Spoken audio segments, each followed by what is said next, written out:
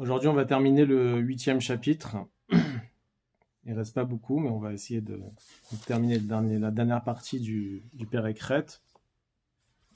Alors, en résumé de ce qu'on avait dit dans le Père Ekret, on a parlé des trois klipot atmeot, trois écorces de l'impureté, où il y a cette notion de ma'asar, qui veut dire assour, en ce qui concerne la nourriture qui n'est pas cachère,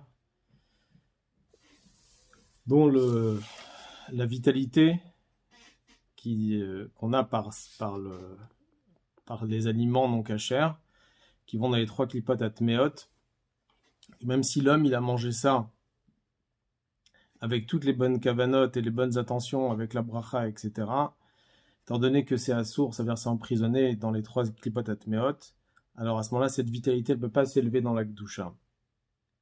Et c'est pour cela que le Yetzer Hara, sur les choses qui sont interdites, les trois klipot atmeot, ce qu'on appelle le Yetzer Hara des non-juifs, alors que le Yetzer Hara d'un juif, il est essentiellement sur les choses qui sont autorisées et qui peuvent s'élever vers la Kedusha. Dans la deuxième partie du 8e chapitre, on a expliqué aussi que même les plaisirs dans les choses qui sont autorisées, alors il a la possibilité d'élever ça vers la Kedusha, mais ça demande un processus de purification, différentes sortes de purification, d'élévation, qu'on avait parlé la semaine dernière, donc le chibut, il y a 2 semaines, le chibut kever, le kafakela, etc. Ou même le guinom. Tout cela, donc, c'est sur des choses, sur des plaisirs qui sont ces plaisirs autorisés, on appelle les plaisirs qui ont été exagérés, qui sont reliés avec klipat noga. Il reste malgré tout des traces sur ces ta'avot, et qu'il y a besoin d'une purification. Dans la troisième partie de ce chapitre,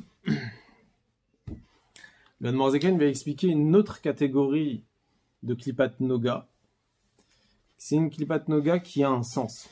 C'est-à-dire, il y a quelque chose d'intelligent. Il y a une intelligence dans cette klipat noga. Il y a beaucoup plus de tochan, de contenu. Et justement pour cela, cette klipa, elle est beaucoup plus problématique, puisque la personne, elle peut s'investir dans cette klipa, puisque il y a de l'intelligence, et ça demande de la réflexion, et des fois c'est même intéressant.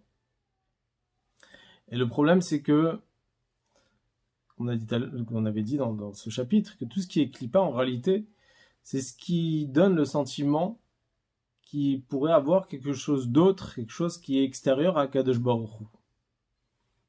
Même s'il y a une importance, quelque chose de beau, d'intéressant, etc.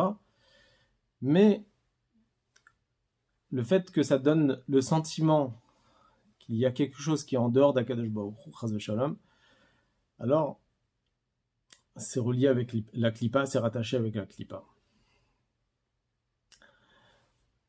Donc là, il va parler de ce qu'on appelle des chokhmat umot haolam, c'est-à-dire les études profanes, qui est basée sur la chokhma, sur l'intelligence des nations du monde. Alors, je lis dans les mots. On est arrivé à Vechen haosek b'chokhmat umot haolam.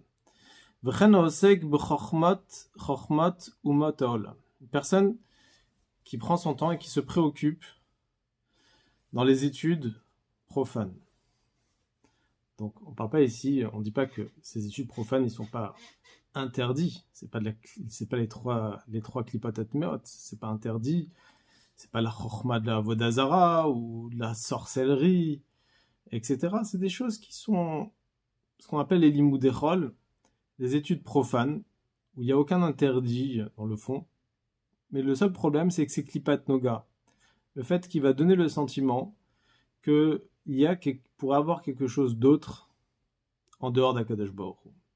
Là, on parle des études profanes, pas pour avoir une parnassa ou autre chose, on parle des études profanes comme ça. Une personne s'intéresse, prend son temps à étudier la science, la philosophie, mais pas pour aucun but, pas simplement par parce que c'est intéressant. Alors cet interdit des études profanes, qui dans le fond c'est pas interdit, c'est pas assourd, mais le fait qu'il prenne son temps dans ces sujets-là, dit le Admor HaZaken, Bichlal dvarim betelim yechashev, L'inyan avon bitul Torah. Ça fait partie des paroles futiles en ce qui concerne la faute de l'annulation de l'étude de la Torah. Puisqu'on a la mitzvah d'étudier la Torah jour et nuit, lorsque on a du temps, alors on étudie la Torah. Si maintenant, pendant ce temps-là, il va étudier d'autres choses, alors vis-à-vis de Dieu, c'est mépriser en quelque sorte la parole d'Hachem. Comme j'ai écrit cela dans les halachot d'étude de la Torah. Donc il y a ici un problème, déjà un premier problème, c'est bitul Torah. Mais le problème, il n'est pas seulement par rapport au bitul Torah, le problème il est beaucoup plus profond. Ve'od zot, yetera tumata shel chochmat haumot al tumat dvarim betelim. Il y a on va dire quelque chose de plus tamé, plus impur dans la chokhma, dans la sagesse des nations du monde, sur la touma des paroles futiles. Lorsqu'il s'agit des paroles futiles, alors à ce moment-là, le mal, il ne s'attache pas tellement à la personne, étant donné que ce sont des paroles futiles, donc il n'y a pas de sens réellement. C'est ce qu'on appelle des dvarim betelim. Donc la personne, elle n'est pas investie dans ce qu'il dit, il ne considère pas ça comme... C'est des paroles futiles. Chez Enom Malbish ou Metame, Rak Amidot, ça n'aura pas impur toutes les parties de l'âme. C'est lorsqu'une personne dit des paroles futiles, ça rend impur uniquement les midot, les sentiments de l'âme divine, les émotions de l'âme divine, qui sont chez Em Yisod Aruach Akadosh Benafsho Elokit, qui vient de la partie Ruach, c'est-à-dire l'air de l'âme divine, comme on a expliqué plusieurs fois dans le premier chapitre, que dans chaque chose matérielle et spirituelle, il y a 4 éléments, ce qu'on appelle des yesodot, qui est le feu, l'air, l'eau et la poussière. On avait dit que le feu, c'était par exemple, dans l'âme animale, c'est la colère, dans l'âme divine, c'est l'amour de Dieu. L'air, dans l'air, c'est les paroles. Parce que les paroles, donc il peut être les paroles dans l'âme divine, c'est les paroles d'étude de la Torah. Dans l'âme animale, c'est les paroles futiles.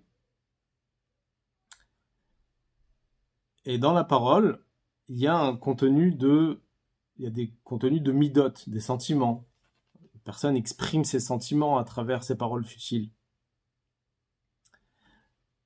Et c'est pour ça que quand la personne va parler, il va rendre impur les midot de son âme. Alors, betumat klipat noga chez bidvarim betelim, dans l'impureté de klipat noga des paroles futiles, abaïd misod aruach ara chez biklipa zo benafsho abahamid kedelel, qui viennent donc du ruach, du mauvais, de l'air mauvaise, on va dire de la klipa, qui s'appelle ruach, parmi les 4 éléments, de son âme animale, Kedelel, comme on a mentionné avant dans le premier chapitre, que dans la partie ruach, dans l'élément qui est appelé ruach, l'air, l'âme divine, il y a la moquerie, les paroles futiles, lorsqu'une personne se vante aussi, tout cela c'est englobé dans la partie ruach de l'âme. Donc il y a ici un point que peut-être on n'a pas précisé avant, c'est que les vêtements de l'âme animale vont faire descendre l'âme, et ils font descendre non seulement l'âme animale dans les clipotes, mais ça fait descendre aussi l'âme divine. Pourquoi ? Parce que la vitalité essentielle d'un juif, et particulièrement de l'âme divine. L'âme divine parce qu'elle est appelée Chelek Eloka Mimal Mamash, c'est une partie de Dieu. Et donc ça fait partie de... C'est de cela qu'on vit. Un juif ne reçoit pas de la vitalité de l'âme animale. Il reçoit de la vitalité de l'âme animale, mais pas directement de l'âme animale. Lorsqu'il s'agit des nations du monde, ou bien des animaux, alors à ce moment-là, eux reçoivent leur vitalité par l'âme animale. Un juif, il ne reçoit pas sa vitalité par son âme animale, mais il reçoit par son âme divine. À moins qu'il a fauté, il a commis l'interdit de karet, que temporairement, avant qu'il fasse teshuva, il y a une possibilité que la personne puisse recevoir sa vitalité de l'âme animale, comme c'est expliqué, on va voir plus loin dans les Guéret Teshuva, dans le 6e chapitre. Mais de façon habituelle, un juif ne reçoit pas sa vitalité par les clipotes et par l'âme animale. Mais de l'autre côté, la vitalité de l'âme divine passe par l'intermédiaire de l'âme animale. Pourquoi ? Parce que l'âme animale, c'est celle qui est habillée dans le sang, c'est celle qui vit, et que sans l'âme animale, l'âme divine ne serait pas là, puisque l'âme animale est dans le sang, et l'âme divine, elle est là justement pour actionner à travers l'âme animale, et que l'âme divine, elle va travailler avec l'âme animale pour faire des mitzvot. S'il n'y avait pas de corps, il n'y avait pas l'âme animale, il n'y avait pas de sang, à ce moment-là, l'âme divine ne peut pas actionner. Donc, elle donne de la vitalité au corps, mais par l'intermédiaire, effectivement, de l'âme animale.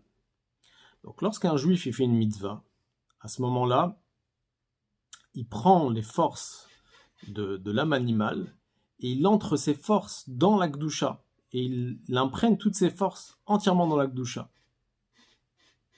Par contre, lorsqu'un juif il fait des choses qui sont reliées avec la Klippa, alors à ce moment-là, il descend son âme divine aussi dans la Klippa, puisque c'est ça qui va lui donner justement la vitalité. Donc étant donné que dans les paroles futiles, l'homme fait rentrer, à travers ces paroles futiles, fait rentrer l'impureté, mais cette impureté-là entre uniquement dans les parties inférieures de l'âme divine, c'est ce qu'on appelle les midot. Donc les midot de l'âme divine vont se rendre impurs par la klipat noga et qui va descendre dans les 3 klipot atmeot. Mais c'est uniquement la partie inférieure de l'âme divine qui va se rendre impure par les paroles futiles. Par contre, la partie supérieure de l'âme divine, qui est la partie intellectuelle, elle n'est pas touchée. Parce que elle n'est pas concernée par ça, elle n'a pas rentré sa tête pour parler des paroles futiles. Elle a rentré uniquement sa partie midot. C'est pour ça qu'il dit, le Admorazaken dans les mots, Velo prinat chochma bina vadat shebenavsho. Il ne va pas faire entrer la partie de chochma bina da'at de son âme, la sagesse, l'intelligence, la compréhension, la connaissance de son âme, ne va pas entrer dans l'impureté en disant des paroles futiles. Mais achar shem divrei shtut ou burot, étant donné que ce sont des paroles de shtut, ça veut dire de folie, ou de borut, c'est des paroles vides où il n'y a pas d'intellect dedans. Shigam ashotim va'me'aretz yochalim daberken, que même les gens stupides ou les ignorants peuvent parler ainsi. Et donc, étant donné que l'intellect de l'âme divine, et même l'intellect de l'âme animale, n'était pas présent à ce moment-là où il disait les paroles futiles, alors à ce moment-là, l'intellect de son âme n'est pas descendu dans l'impureté des paroles futiles et il ne s'est pas rendu impur. Mashenken bechochmat aumot. Par contre, lorsqu'on étudie l'intelligence, ça veut dire les sciences, les études profanes, alors à ce moment-là, ou malbish, ou metame prinat chochma bina vadat shebenavsho elokit. À ce moment-là, il habille, il rend impur la partie intellectuelle, Chorma Bina Da'at, de son âme divine, Betumat Klipat Noga Shebechormat Elu, dans la Touma, l'impureté de la Klipat Noga, de toutes ces sciences. Quelle est la Touma de ces sciences, cette impureté? C'est comme on a dit tout à l'heure, elle donne le sentiment que, comme si, Chas Veshalom, il y a quelque chose qui est en dehors d'Akadosh Baruch Hu. Le fait même de comprendre, d'avoir une grande compréhension intellectuelle sur la beauté du monde ou sur toute la science qu'il pourrait avoir, sur l'être humain, etc. Tout cela, ça précise et ça souligne encore plus la reconnaissance que le monde, il a une existence indépendante. Et donc, ça donne l'impression comme si que ça a une importance et que c'est pas attaché à Dieu. Lorsqu'un juif, un enfant juif, par exemple, il regarde le soleil et il pose la question et il dit pourquoi le soleil il brille et il se lève le matin à l'est et il se couche à l'ouest, ou lorsqu'il voit une plante qui est en train de pousser, il dit d'où vient là, cette force de ce végétal. Lorsqu'il voit toutes les merveilles de la nature et il demande comment ça arrive, quelle est la réponse la plus simple qu'on peut lui donner? C'est que Akadosh Baruch Hu, il a créé le monde comme cela. Et c'est comme ça que le monde, il tient avec Akadosh Baruch Hu. L'enfant, il commence à étudier, à comprendre les règles de la nature, et qu'on va lui donner des explications naturelles, qui sont aussi réelles, aussi, même d'après la Torah. C'est pas en contradiction. La science, la philosophie, c'est pas en contradiction avec la Torah. Mais quand j'étudie la science pour la science, alors à ce moment-là, c'est pas les Shem Shamaim.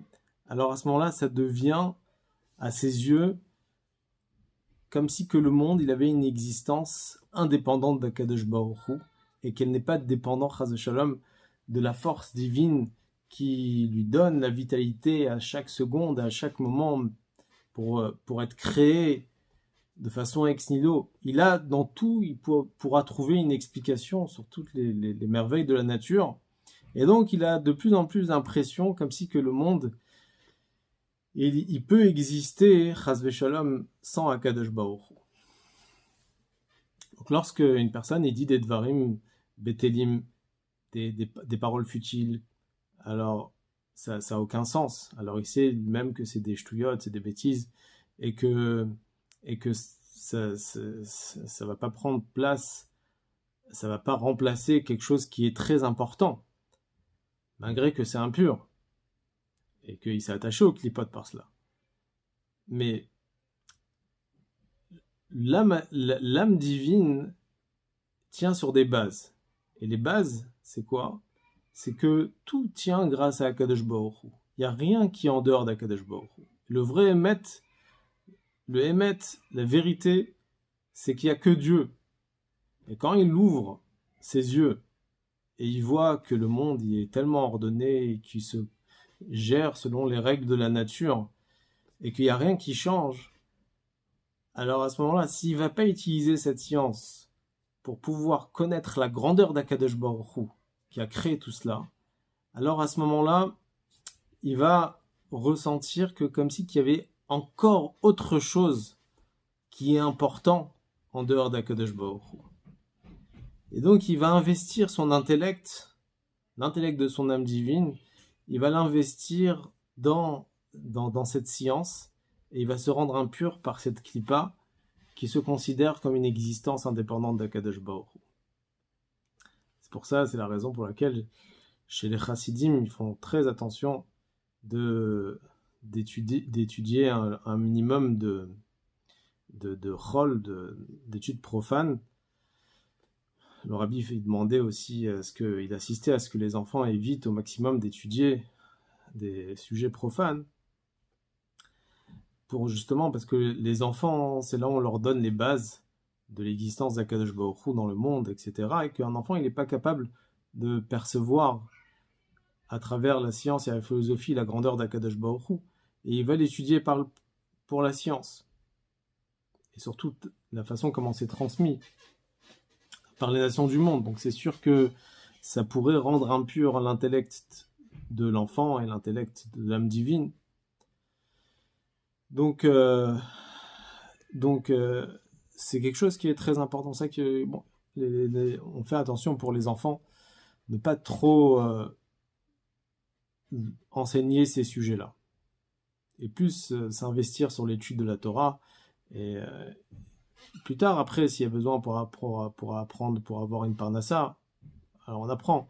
Mais c'est pas lorsqu'on construit les bases d'un enfant, ça doit être essentiellement sur des choses qui sont kadosh, qui sont saints, et qu'à ce moment-là, l'esprit il est ouvert pour la Torah, et le cœur il est ouvert pour la Torah et les mitzvot. Donc ça c'est la base de la émouna d'un juif, c'est qu'il doit avoir cette émouna que toute chose, tout ce qu'il y a dans le monde est dépendant d'Hachem et qu'il n'y a rien en dehors d'Akadosh Baruch Hu. Maintenant, malgré tout, c'est ce qui reste à comprendre. C'est comment se fait-il que la Klippa, elle a cette partie qui est intellectuelle. Comment ça se fait que toute la Klippa, en réalité, c'est quoi Klippa? C'est le voilement sur le Hémet, sur la vérité.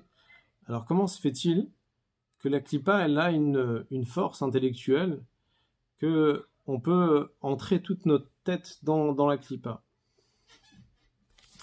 Alors il dit l'Admor Hazaken, il dit Shenaflu Shama Bishvirat Akelim Meprinat Achoraim Shel Chochma Dekdusha. Alors ça c'est une phrase qui est très kabbalistique. Je vais le traduire d'abord. Donc c'est tombé là-bas Bishvirat Akelim, dans la brisure des ustensiles, qui est la partie extérieure de la Chochma de la Gdusha, qui yadoua leyodechen, comme c'est connu pour ceux qui connaissent la Kabbalah. Alors, c'est quoi Shvirat Akelim? La Shvirat Akelim, c'est la brisure des ustensiles. On parle ici, dans Chassidut, on parle d'un monde qui s'appelle le monde de Tohu. Il y a deux mondes de façon globale, si on veut diviser les mondes spirituels. Il y a le Olam HaTohu et le Olam HaTikun. Le monde de Tohu et le monde de la réparation. C'est quoi Tohu? Lorsque Akadosh Baruch Hu, il a créé le monde. On ne va pas rentrer dans tout ce qu'on appelle le Seder Ishtalshelut, l'enchaînement des mondes. Mais on va parler juste du point ici qui parle de Shvirat Akelim. Il y a un monde spirituel qui s'appelle le monde de Tohu. Tohu, c'est quoi? C'est un monde intermédiaire qui permet de matérialiser la lumière de Dieu, de la rendre plus matérielle, pour que après elle puisse descendre dans un monde encore plus matériel, et que le monde il peut descendre encore plus bas, justement parce que Dieu, Akadosh Baruch Hu, il a voulu créer un monde très très très bas comme notre monde, pour qu'on puisse dévoiler la lumière de Dieu dans la plus grande obscurité et faire venir Mashiach avec ce monde-ci. Alors pour ça, il a dû passer par le monde de Olam HaTohu. Qu'est-ce qui s'est passé dans Olam HaTohu? Olam HaTohu, il y a aussi les 10 sphirotes, les 10 sphères célestes, sauf que les 10 sphirotes, là-bas, ils se présentent d'une autre manière. Les 10 sphirotes, ils sont tous au même niveau, pas comme dans les autres mondes, où ils sont enchaînés par enchaînement l'un au-dessus de l'autre, mais ils sont tous au même niveau, et chaque sphira, elle reçoit de la même lumière d'Akadosh Baruch Hu au même niveau. Sauf que la lumière, elle était très puissante dans le Olam HaTohu, que les réceptacles n'ont pas pu supporter cette lumière-là. Et donc, dans ce monde, du monde de Tohu, on dit que les réceptacles de ces lumières-là se sont brisés et ils sont tombés. Et après, c'est devenu le Olam HaTikun, le monde de la réparation. Donc là, on a Atzilut, Bria, Yetzira, Asiya, tous les mondes, jusqu'à ce monde-ci matériel, qu'on va réparer ces morceaux qui ont été brisés, et on va en fait construire, on a des réceptacles qui sont beaucoup plus puissants pour contenir la lumière de Dieu, et des lumières un peu moins fortes, un peu moins puissantes, et que avec ces réceptacles, on va pouvoir faire venir Mashiach, c'est on va pouvoir travailler et faire révéler la lumière de Dieu. Et le but, c'est quoi? C'est de faire révéler la puissance des lumières qui se trouvent dans le monde de Tohu et les révéler dans le monde de la réparation, dans notre monde, qui est le monde de Tikkun, et de faire en sorte que les réceptacles puissent être adaptés à cette lumière-là. Et ça se fait par l'étude de la Torah et l'accomplissement des mitzvot. Pour mieux comprendre cela, on va donner un exemple. L'exemple il y a deux exemples déjà. Premier exemple, c'est un grand Talmid Chacham qui a expliqué la grandeur de sa chorma, la grandeur de son intelligence à des gens simples. Tellement sa réflexion a été tellement grande, tellement puissante, que les gens qui ont écouté, ils comprenaient rien. Et qu'ils n'arrivaient tellement rien à comprendre, que même le message le plus simple, il n'est pas passé, et qu'ils sont arrivés à la conclusion du contraire de ce que le Chacham il a dit. C'est comme si une personne, il va lire par exemple le passage du Shema Israël, le deuxième passage, Vayem Shamoat Ishmol Mitzvotai, si vous allez écouter mes mitzvot, etc., je vous donnerai ça et ça et ça, et si vous n'écoutez pas mes mitzvot, et qu'il n'a rien compris de ce passage, il a compris qu'une seule phrase, c'est Vesartem bavadetem elokim acherim, vous allez vous détourner et vous allez servir d'autres dieux. Et lui, il a compris ça comme un ordre de Dieu qu'il fallait faire avodah zara chas v'shalom. Donc ça veut dire que il a compris exactement le contraire de ce que Akadosh Baruch Hu il a voulu dire.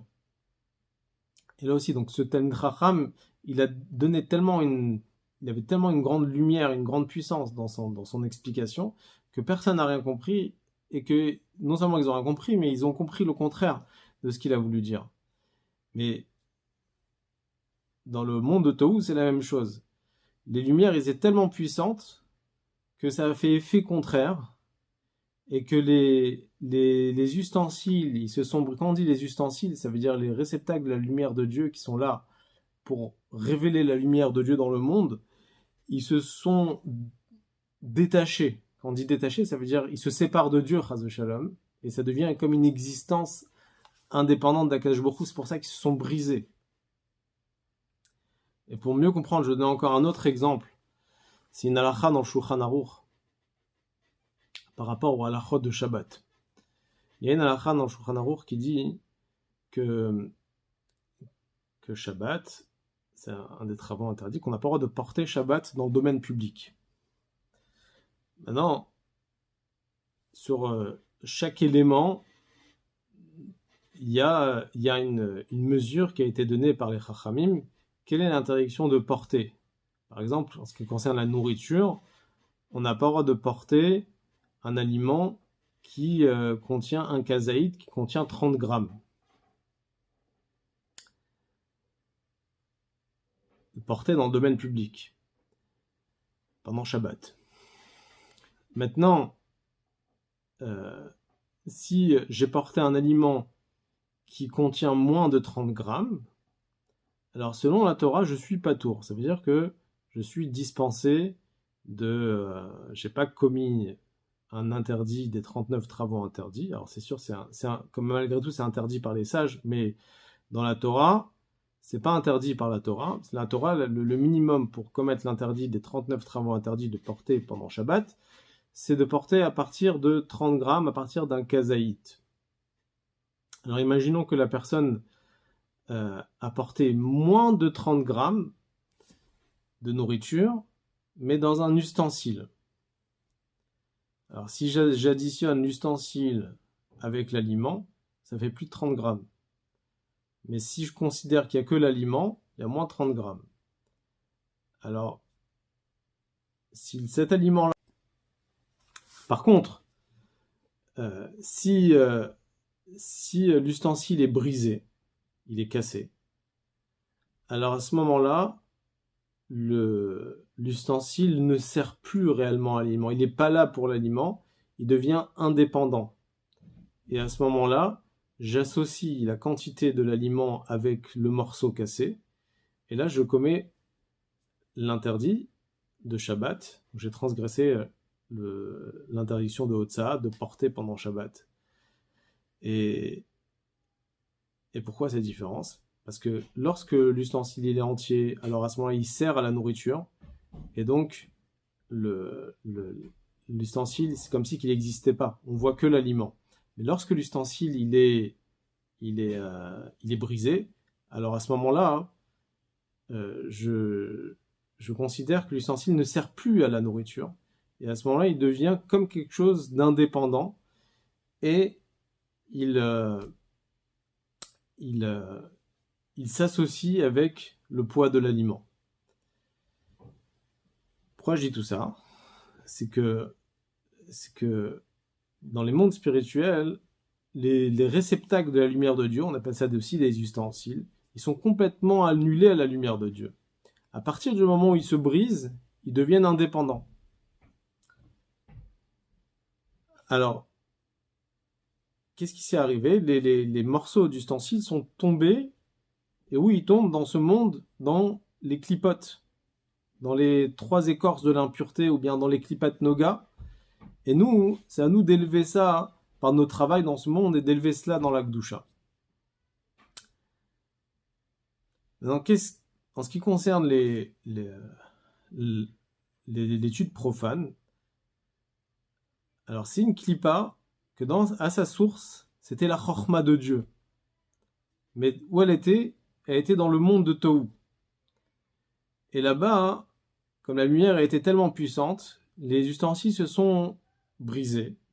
Et à ce moment-là, il y a une partie qui est tombée dans les clipotes, une partie de ces ustensiles-là, qui était ce qu'on appelle, comme il dit ici, dans les mots, Miprinat achoraim shel chorma de Gdusha, la partie arrière de la chorma de la Gdusha. Et cette partie arrière, qui en fait dans le fond c'est la chorma de la Gdusha, mais elle est tombée dans les études profanes, et qui fait que quand elle descend dans ce monde, elle donne l'impression qu'il y a quelque chose d'autre en dehors d'Akadosh Baruch Hu. C'est pour ça que l'étude profane, c'est relié donc avec la Klipat Noga, qui a doua les Odechen, comme c'est connu, pour ceux qui connaissent la Kabbalah. Je vais juste laisser un moment pour les questions.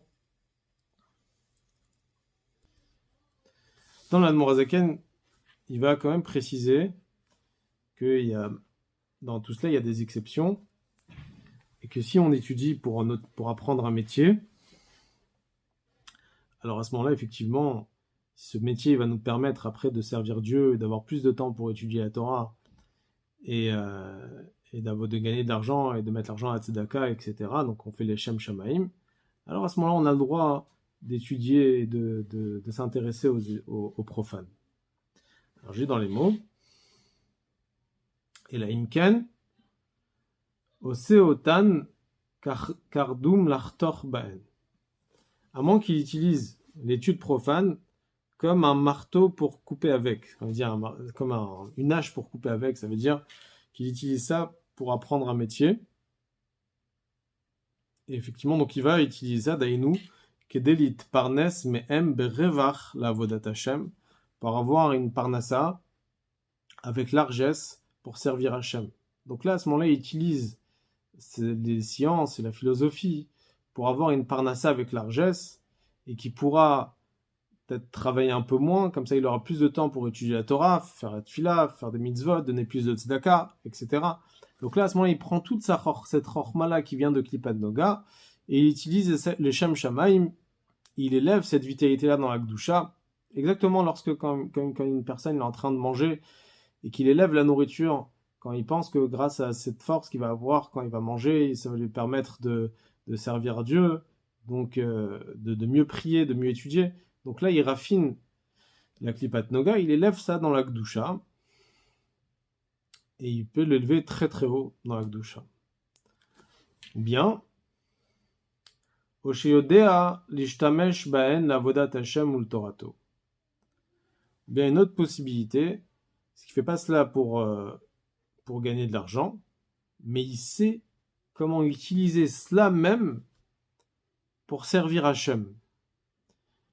il sait utiliser cette science, cette philosophie, même il va utiliser toute cette science dans la Gdusha. Comme par exemple quelqu'un qui va prendre le système de l'informatique dans le moindre détail pour savoir comment utiliser, faire une vidéo et transmettre des cours de Torah, utiliser Internet, mais utiliser tout dans la Gdusha. Alors à ce moment-là, il va faire passer, au contraire, il va tout transformer dans la Gdusha, il va faire passer le message de Dieu à travers tout cela. Il va pouvoir diffuser.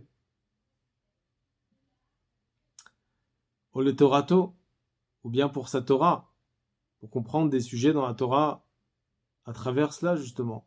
Quand quelqu'un il va par exemple il étudie l'astronomie, ça permet de comprendre les halachot de Kiddush HaChodesh dans le Rambam, par exemple il y a des halachot, comment sanctifier la lune, puisque effectivement maintenant on utilise un calendrier, donc on n'a plus besoin de fixer les mois en fonction de la naissance de la lune. Mais à l'époque, au temps du Beth Amikdash, et quand Mashiach va venir, Bezrat Hashem, très prochainement, on va devoir fixer les mois en fonction des témoignages qui vont témoigner, des témoins qui vont témoigner qu'ils ont vu la lune, la naissance de la lune, et là on va fixer Rosh Chodesh. Et ça demande énormément d'études en astronomie pour connaître la position de la lune, la position du soleil, il y a différentes études qu'on fait en astronomie pour comprendre justement la halachot de Kiddush HaChodesh et ce qui faisait les grands sages, le Rambam lui-même. On dit que le Admor Hazaken, Rabbi Shneur Zalman lui-même, à l'âge de 9 ans déjà, il avait étudié l'astronomie pour comprendre Kiddush HaChodesh, et que dans le Beth HaMidrash, déjà même à l'âge de 11 ans, il donnait des cours sur ces lois de Ilchot Kiddush HaChodesh, jusqu'à tel point que même les grands sages qui étaient présents, ils avaient honte devant lui, un enfant de l'âge de 11 ans était capable de donner des cours en astronomie pour comprendre la halachot de Kiddush HaChodesh. Alors effectivement, si c'est dans ce sens-là, c'est sûr que la science, elle se transforme en Gdusha, ou bien lorsque par exemple j'étudie le système de l'électricité pour savoir si telle ampoule on a le droit de l'allumer Shabbat, est-ce qu'on n'a pas le droit de l'allumer Shabbat, comprendre le système, parce que les rabbanim ils doivent fixer la halakha. D'ailleurs quand la première ampoule elle était inventée, on ne savait pas si c'était autorisé d'allumer Shabbat la lumière ou c'était pas autorisé. Et ça demandait beaucoup d'études, donc pour ça il fallait apprendre le système. Et à ce moment-là, ils sont arrivés à la conclusion, les Chachamim, que c'était interdit. Mais pour ça, il faut connaître le système. Et ça, donc, on étudie donc tous les sujets profanes pour comprendre justement les halachot, en l'occurrence ici la halachot de Shabbat. Et à ce moment-là, donc, de cette façon-là, c'est autorisé. Maintenant, malgré tout, faire très attention que cette préoccupation-là ne va pas entraîner l'homme à considérer que l'intellect d'un être humain est chas de shalom indépendant d'Akadosh Baruch Hu, mais qu'en réalité tout cela c'est pour Akadosh Baruch Hu, tout ce qui a été créé dans ce monde, que ce soit toutes les chormot, toutes les intelligences profanes, comme il y avait aussi des astronautes qui sont partis voir le Rabbi et qui ont demandé au Rabbi s'il fallait chercher dans les planètes pour voir s'il y avait des extraterrestres. Et le Rabbi, il a dit, chercher, on peut toujours chercher s'il y a de la vie. Mais quand on va chercher, plus on va chercher, plus on va comprendre combien Akadosh Baruch Hu il est grand. Alors, ça, c'est ce que le Rabbi disait aux astronautes. Les astronautes, ils avaient déjà étudié donc, ce sujet-là. Donc, le Rabbi leur a demandé à travers leurs études, de pouvoir comprendre la grandeur d'Akadosh Baruch Hu. Alors, après, il y a pas mal, beaucoup d'histoires où le Rabbi donnait conseil à certaines personnes de faire des études profanes. D'ailleurs, il y a mon beau-père, le Rabbi lui a donné, Chaim Nissenbaum, il lui a donné l'autorisation de faire des études profanes, mais il était déjà dans un stade avancé dans ses études. En général, les jeunes hommes qui étaient déjà à l'université, ils avaient déjà fait des années d'études, le rabbi demandait de continuer, et après d'utiliser leurs études profanes pour faire pour diffuser la Torah et pour faire des mitzvot avec, et d'autres personnes aussi qui étaient déjà, on a vu en France aussi Raphaël Melou ou d'autres personnes qui étaient déjà dans les études profanes, le rabbi leur avait demandé de continuer. Mais en général, c'était un jeune homme qui avait terminé les premières classes primaires, secondaires. Le rabbi demandait, avant qu'il rentre à l'université, le rabbi conseillait plutôt de rentrer à la yeshiva et de se consacrer dans l'étude de la Torah, puisque il y a malgré tout quand même des risques dans les études profanes justement de tomber dans la klipat noga. Vezeu ta'amo shel Ramban veRamban zichronam livracha vesiatan she'asku ben. Et ça, c'est la raison justement pourquoi le Rambam, Maïmonide et le Ramban, qui étaient des médecins, ils ont étudié donc la science, etc. Mais bien sûr, c'était les Shem Shamaim, ou bien pour avoir une parnassa avec largesse, ou bien utiliser ça pour servir à Kadosh Baruch Hu. Donc, il y a des tzadikim qui étaient au niveau, on va dire, de pouvoir utiliser cette science et la transformer dans la Kedusha. Maintenant, le rabbi lui-même, il y a une personne une fois qui a demandé au rabbi, qu'est-ce qu'il a étudié lorsqu'il était à l'université. Et le rabbi il a dit qu'il a passé qu'on appelle ça il a eu plusieurs diplômes, mais il a eu des diplômes en électricité. Et le rabbi il a dit, mais j'aime pas allumer les lumières, je préfère allumer des neshamot, des âmes. C'est que le rabbi il a utilisé en réalité ce système profane, savoir comment dans le moindre détail, comment fonctionne l'électricité avec les générateurs, etc., pour pouvoir justement être lui-même un générateur et transmettre la lumière de Dieu dans le monde, pour allumer des neshamot dans le monde entier. Et on va terminer aussi avec trois fois le rabbi a expliqué à 3 personnes différentes, il a expliqué pourquoi lui-même il a étudié dans les universités, alors que le rabbi il était entièrement investi dans l'étude de la Torah. Le rabbi a donné 3 réponses différentes. Une réponse qu'il a donnée, on va dire, à un businessman, un autre il a donné à une femme, et une autre réponse il a donnée à un rav, un tamid chacham. La première qu'il a donnée au businessman, il lui a dit, imaginons que quelqu'un il saute du 10e étage et qu'il reste en vie. Est-ce que ça veut dire que tout le monde doit sauter du 10e étage? Pas forcément. Donc ça veut dire que c'est pas... Si moi je suis sorti comme ça, c'est que c'est un miracle. Mais ça veut pas dire que tout le monde doit faire pareil. Le rabbi a donné une autre réponse. Il a dit à une femme qui lui a demandé pourquoi elle étudiait à l'université, il a dit justement parce que j'ai étudié là-bas, donc je sais combien il faut faire attention dans l'étude profane. Et un rav qui lui a posé la question et qui lui a dit, pourquoi tu étudies à l'université? Et le rabbi lui a dit, une personne qui a déjà étudié toute la Torah, ça veut dire vraiment, c'est-à-dire tout le chasse de Gemara, il a étudié avec les commentaires, les Rashi, les Tosfot, il connaît toute la Torah par cœur. Alors à ce moment-là, il peut aller à l'université pour prendre et étudier le profane et le transformer dans la Kedusha. Effectivement, c'est ce que le rabbi a fait et qu'il a pu effectivement élever tout cela dans la Kedusha. Donc ça c'est pour le Pérekret. Donc on a bien défini ce que c'est les Shalosh Klipot Atmeot, on a compris ce que c'est la Klipat Noga